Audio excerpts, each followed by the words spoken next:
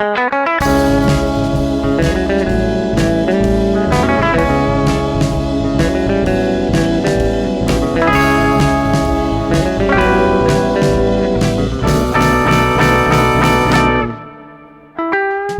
me about sort of how Green Onions came about.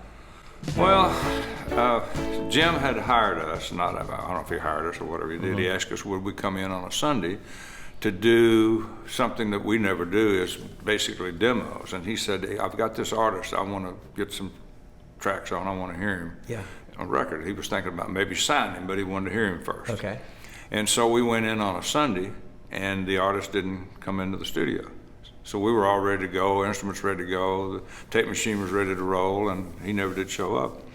So we were just jamming around, just making fun of the time, you know, and played a song that wound up being on the flip side, I think, of Green Onions, called Behave Yourself. And we didn't have any titles at that time, and we were just playing some blues, which would, on a gig, you'd say, hey, do something in the, you know, do some blues in the key of C or whatever, and this was an F minor blues, just to fill the time out. And we started doing that, just having fun, and it was a little different and unique. We were just ad-libbing at the time.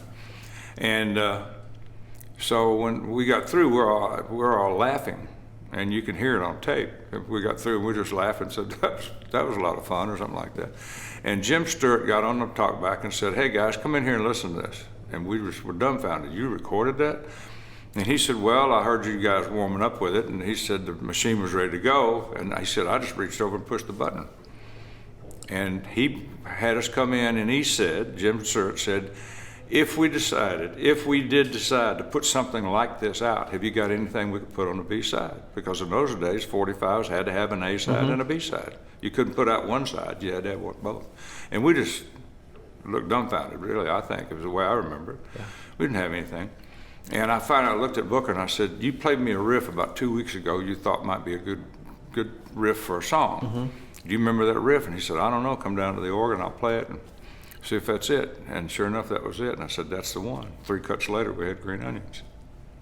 So, by accident or whatever, I don't know. Yeah, wow. Driven by another force. So great.